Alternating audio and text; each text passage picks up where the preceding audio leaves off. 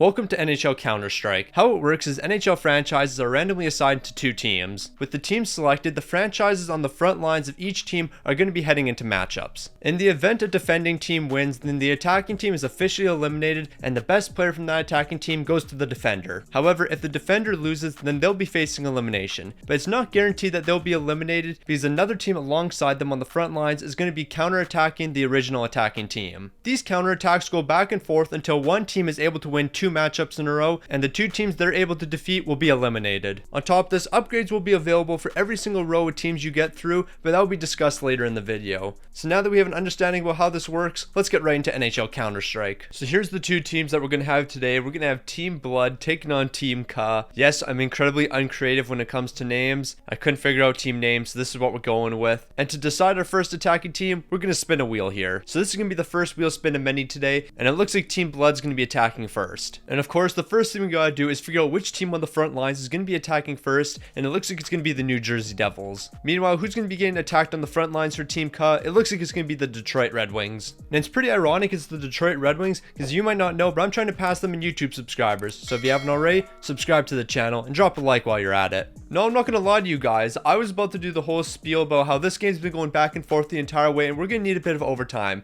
And then Tyler Toffoli's going to come up clutch here. He's going to bury this one with about 8 seconds left in the game, and it looks like the New Jersey Devils are going to be taking this one. With the New Jersey Devils winning this matchup and taking down the Detroit Red Wings, who are on the front lines, that means they're going to be able to select their best player, and that's 89 overall Dylan Larkin. Now, the Detroit Red Wings aren't necessarily eliminated yet, because we still need somebody to counterattack the New Jersey Devils, and if they're able to win that matchup and get Dylan Larkin back, then Detroit's back in the game. And it looks like the team that's going to be counterattacking the New Jersey Devils is going to be the Vancouver Canucks. So Vancouver, this is a massive game for you guys. You got to take this one home. The Vancouver Canucks counterattack on the New Jersey Devils is going to be a massive success. They're going to be taking them down 5-2. Detroit's back in the game, and now New Jersey's facing elimination. So there's two key things that happened in this matchup. The first one, of course, is Jack Hughes joined the Vancouver Canucks. And the second is going to be Dylan Larkin returning to the Detroit Red Wings, so they're going to avoid elimination here. However, just because the Detroit Red Wings are avoiding elimination doesn't mean another team isn't, as the New Jersey Devils are facing elimination, and somebody's got to counterattack the Vancouver Canucks. And it looks like the team that's going to be taking the Vancouver Canucks on is going to be another Canadian team in the Toronto Maple Leafs. So somebody's got to explain this to me. How is it every single time Toronto needs to perform in the clutch, this team finds a way to fold? Not only are you going to be losing to the Vancouver Canucks 3-2, you're going to be eliminated, but you're also not doing a great job counterattacking Vancouver, and that means the New Jersey Devils are also going to be eliminated, so you're losing two teams here. With Vancouver stopping the Toronto Maple Leafs counterattack by winning that game, they're also going to be claiming a player from the Toronto Maple Leafs, and it's going to be Austin Matthews. And just like that, it looks like Team Blood's going to be losing their first two teams of the video. The Toronto Maple Leafs are falling, and so are the New Jersey Devils. So Vegas and St. Louis, it looks like you're going to have to carry the way here. So we're moving on to our second round of matchups, and it looks like the Ottawa Senators are going to be starting us off. And as we know, there's not too many teams left on the front lines for Team Blood, and it looks like the Ottawa Senators are going to be taking on the Vegas Golden Knights. So the Vegas Golden Knights have to do something the Toronto Maple Leafs weren't able to, and that's perform in the clutch. In the final seconds of this one, Vegas has himself a nice lead, but Barbashev doesn't think the lead's big enough, so he's going to bury an empty netter to give them 6 goals on the night, and they're also taking down the Ottawa Senators. With that great defense from the Vegas Golden Knights, they're going to be claiming Tim Stützle from the Ottawa Senators, and with this matchup coming to an end, Ottawa's going to be the first team eliminated for not winning their attack. So that was a shorter round because there was no need for a counterattack, and it looks like the St. Louis Blues are going to be our next attacking team. And it looks like the team that the greatest franchise of all time is going to be attacking is going to be the Detroit Red Wings. In the final seconds of this game, Detroit's got all the momentum. Not only do they have the goalie pulled, but they're also on a power play. But you already know, Binner's going to be standing on his head. He's making big save after big save, and St. Louis is going to be taking the Detroit Red Wings down 3-1. And for the second time in this video, once again, Dylan Larkin's going to be getting claimed. He's off to the St. Louis Blues now, and Detroit, they're facing elimination. And as I just mentioned, Detroit's facing elimination here, so somebody's got to be attacking the St. Louis Blues. It's either going to be the Florida Panthers or Vancouver Canucks. And ideally, it's probably Vancouver because they've already received 2 new players, Jack Hughes and Austin Matthews. But unfortunately for Team Ka, it's going to be worst case Ontario here, as the Florida Panthers are going to be performing the counterattack. So this one's coming down to the wire here. 13.5 seconds left in the game. St. Louis has the goalie pulled, but they're also on the power play. They've got the puck. Verana's going to throw it to Boost Snavich, but it's going to be broken up. Robert Thomas has the puck against the wall. He's going to try to break free. He's able to throw it out in front of net. Braden Shen is going to beat Bobrovsky with 2.7 seconds left. We're off to overtime. St. Louis is coming up clutch. I should have expected it from the greatest franchise of all time. And also shout out to the GOAT Robert Thomas on that pass. An absolute beauty. Like, let's just look at this pass one more time. Not too many players in the league can make that pass. Was it an incredibly basic pass? Yes, it was, but we're going to gas it up because it's Robert Thomas. But even after that incredible play by Robert Thomas, unfortunately, the St. Louis Blues aren't going to be coming out on top in this game, as Lindell's going to be potting the OT winner. As we know, Dylan Larkin's going to be heading back to the Detroit Red Wings, but Jordan Kyrou, he's going to be headed over to the Florida Panthers. And with St. Louis facing elimination right now, there's only one team left on the front lines, that's the Vegas Golden Knights, so we're going to get ourselves a Stanley Cup rematch. This game between the Florida Panthers and Vegas Golden Knights have been going back and forth the entire way, so now we're off to overtime in a 2-2 tie. And for the second overtime game in a row, Florida's going to have an answer, but this time it's going to be for the Vegas Golden Knights, as Carter Verhaeghe's going to dive out for the loose puck. He's going to get it past Robin Lehner, and Florida's taking this one. So with Vegas losing that Stanley Cup rematch, not only is Jordan Kyrou going to be staying on the Florida Panthers, but that's where Jack Eichel's headed as well. Florida's victory is also going to be eliminating the entire first row for Team Blood, and that means they're moving on to the second row, and that's going to consist of the LA Kings, Tampa Bay Lightning, Nashville Predators, and Winnipeg Jets.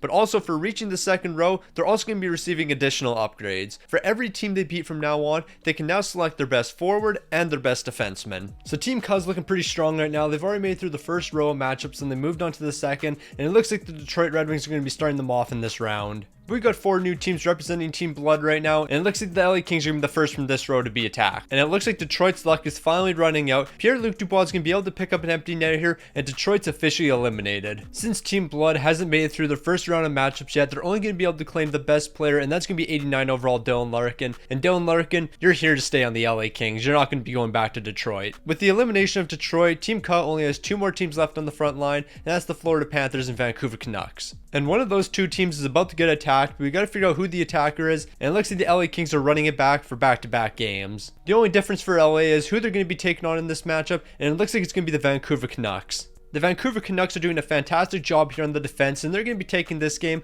but before they do, Quinn Hughes is going to rip one home from the point, and they're going to be taking this game 4-1. Since Vancouver's taking out the LA Kings, who are on the second row, that means they're going to be adding 1 defenseman and 1 forward. So Drew Doughty's going to be the defenseman from the LA Kings, and Anze Kopitar, he's going to be the forward. And I also want to mention, I can't take Dylan Larkin because I have to select players who are originally from that team. So what I mean is Drew Doughty and Anze Kopitar, they both currently play for the LA Kings. Dylan Larkin doesn't currently play for the LA Kings, he plays for the Detroit Red Wings. I only can select players from the team I beat. So Team Cuz making big moves right now. They're already taking out teams from the second row on Team Blood, so Team Blood better get back real quick. After that defense from Team Cuds, time for them to go on the attack, and it looks like the Florida Panthers are going to be the attacking team. Now, which team are they going to be taking on? Well, it looks like it's going to be the Nashville Predators. Unfortunately, it looks like the Nashville Predators aren't even going to be able to compete with the improved Florida Panthers, as they're going to be taking this game easily 5-0. That win for the Florida Panthers is going to be absolutely massive if they're able to hold on to these 2 players right here. One of them is going to be 94 overall Roman Josi, while the best forward is going to be 88 overall Philip Forsberg, but it's not guaranteed that they're going to be holding on to these 2 players, because either the Tampa Bay Lightning or Winnipeg Jets are about to send a counterattack, and Florida better be ready to play some defense. So we're going to spin this wheel real quick and find out which team's going to be counterattacking the Florida Panthers, and we're going to have ourselves an all-Florida matchup, as it's going to be the Tampa Bay Lightning taking on the Panthers. So it's been a low-scoring game between these 2 teams, but we're going to be tied up 1-1 after 60 minutes, so we're going to need a bit of overtime.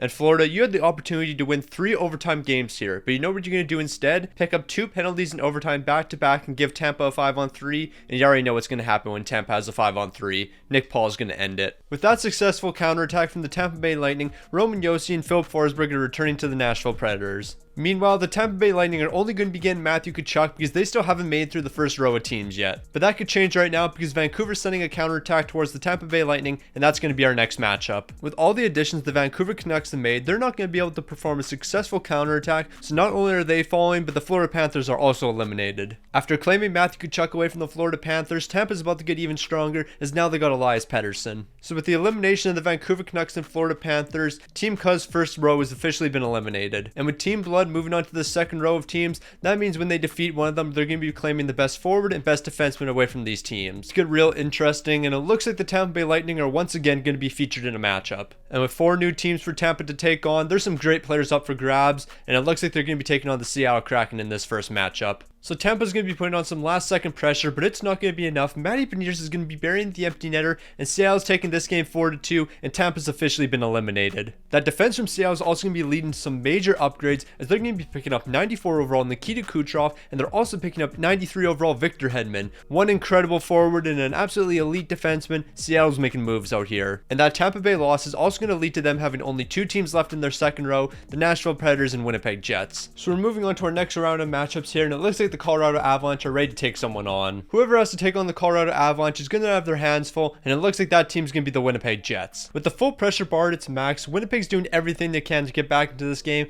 but it looks like time just isn't going to be on their side. They're going to be losing this one 4-2. Make that 4-3. It doesn't matter that they scored that goal. There's 3.1 seconds left. Colorado's taking this one. Y'all really just scored that goal, so I had to double back on that 4-2 win and make it a 4-3 win, huh? That's an L team right there. So if Colorado's team wasn't strong enough already, now they're adding Kyle Connor to their team, but they're also going to be adding one other guy. Colorado's also going to get to add one guy to their defensive core, and that's going to be Josh Morrissey. So you have Cale Makar, Devon Taves, Josh Morrissey, Bo Byram, Samuel Girard, and Josh Manson. And you know which team's going to have to deal with that defensive core first? The Nashville Predators, because they're sending a counterattack towards Colorado. We're in the final 30 seconds of this one, and I was expecting it to go to overtime, but with Nashville on the power play, I guess Philip Forsberg's going to take over. He's going to work his way into the zone, and then he's going to rip this one past Georgiev, and Nashville's taking this one. And on top of Colorado losing those 2 guys, they're also going to be losing 2 major pieces of their team, and that's going to be Nathan McKinnon and Cale Makar. So Nashville's getting 2 fantastic upgrades here, and if they were able to defend the counterattack, they're going to be adding 2 more great players. But which team's sending over the counterattack? Well, we got to spin this wheel to figure it out, and it looks like it's going to be the Philadelphia Flyers. Philly and Nashville have been pretty evenly matched so far in this game, and it looks like we're going to need a bit of extra time as we're off to overtime. About 7 minutes into overtime, Philly's going to be bringing the puck into the offensive zone on the power play. Some nice passing is going to find Frost, who's going to throw a puck towards net, and Joel Farabee, he just happens to be in the perfect spot for the rebound, and he's going to bury this one. So Philly's going to be coming up huge for Team Cut here, because with that win, Nathan McKinnon and Cale Makar are both returning to the Colorado Avalanche. On top of that, Philly's going to be bringing in 2 new players, and that's going to be Roman Josi and Philip Forsberg. But who knows how long they're going to be here, because Philly's about to get counterattacked. And the team that's counterattacking them is going to be the Winnipeg Jets, so they better be prepared for a tough matchup. So I was expecting this game to be all locked up, and I thought we were going to be headed to overtime, but we're going to have an unlikely hero here in Sean Walker. He's going to be picking up a goal with about 18 seconds left in the game, and that means Philly's taking this one. With back-to-back wins from the Philadelphia Flyers, they're going to be claiming another 2 players, and that's going to be Kyle Connor and Josh Morrissey. So not only has the forward core received a massive upgrade here, but so has the defensive core. And on top of that win for the Philadelphia Flyers, Team Bloods lost their entire second row, so now they're down to their third row, which is going to feature the Arizona Coyotes, New York Rangers, Carolina Hurricanes, and Calgary Flames. And by reaching the third row, Team Ka has unlocked a new level of upgrades, and now they're allowed to claim the best forward, defenseman, and goaltender from the team they defeat. And we're immediately seeing one of the third row teams getting into a matchup, and that's going to be the Arizona Coyotes. But it's definitely not going to be an easy matchup for them, to say the least, because they got to take on the Colorado Avalanche. Arizona versus Colorado, I think we already know what the outcome is going to be. So the Arizona Coyotes might be looking a bit better this season with Logan Cooley on the roster, but let's be completely honest with ourselves. They're not beating the Colorado Avalanche, and the Avalanche are handing them a 5-0 loss. With that defense from the Colorado Avalanche, they're going to be the first team today adding 3 new players. The first, of course, is going to be 89 overall Clayton Keller. The next is going to be some help on the defensive end, as they're going to be adding 84 overall Sean Dursey. And the final addition is going to be Vejmelka, but I'm not even sure if he's the backup goaltender, because he is tied with Francouz, so maybe he's the backup for this team, maybe he's not. That doesn't really matter too much. And that Arizona loss is crucial for Team Blood, because now they're down to their final 7 teams. Meanwhile, Team Ka, they're still rocking with 12 teams. And speaking of Team Ka, they're going to be on the attack next, and it looks like it's going to be the Philadelphia Flyers, a team that's already added 4 new players, and they're looking to add more. And no matter which team Philadelphia takes on, it's going to be a tough matchup for them, but it looks like it's going to be the New York Rangers, one of the best teams in the league. And probably the most important matchup of the video, the Philadelphia Flyers are going to find a way to beat the New York Rangers 3-2, and that means they're adding 3 players from the Rangers, 1 goaltender, 1 defenseman, 1 forward,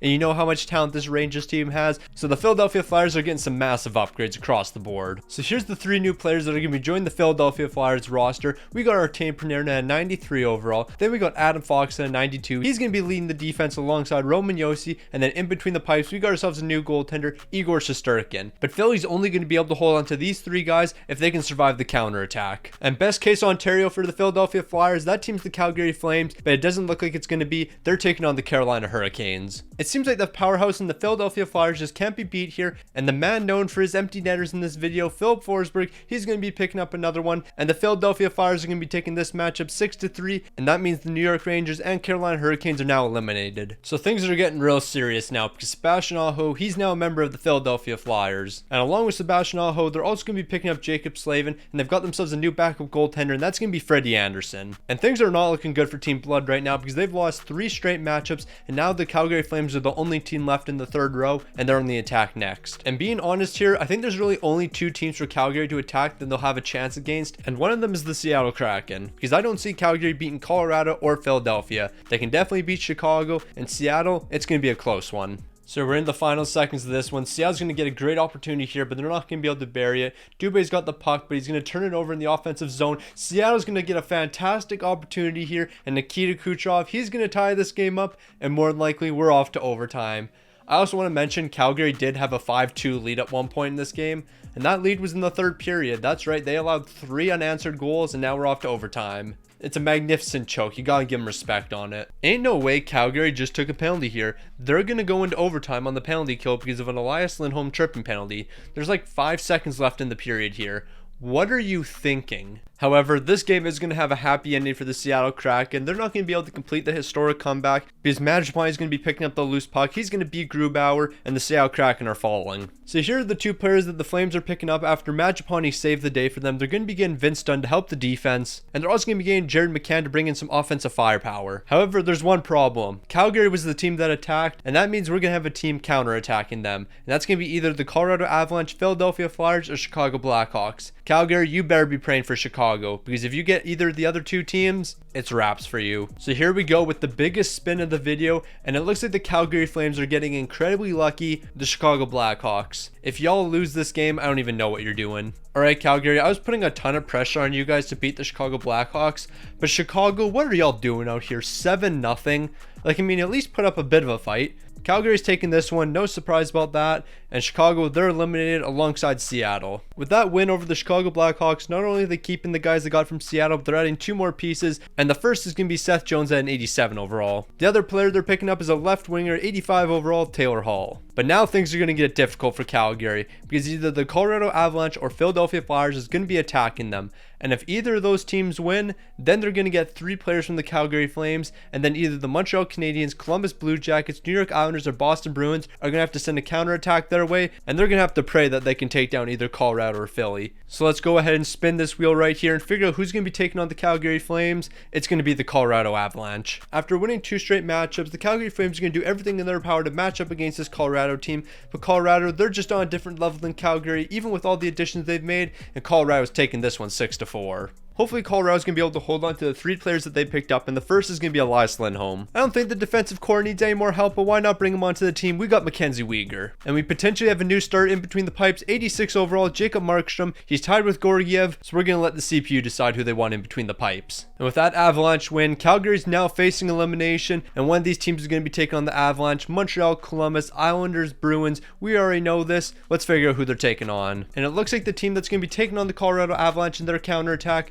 is going to be the New York Islanders. Are the New York Islanders ready for the Avs? I don't think so, but we're about to find out. We're entering the final 10 seconds here. Mikko Rantanen's going to throw. Why didn't you throw a puck towards the empty net?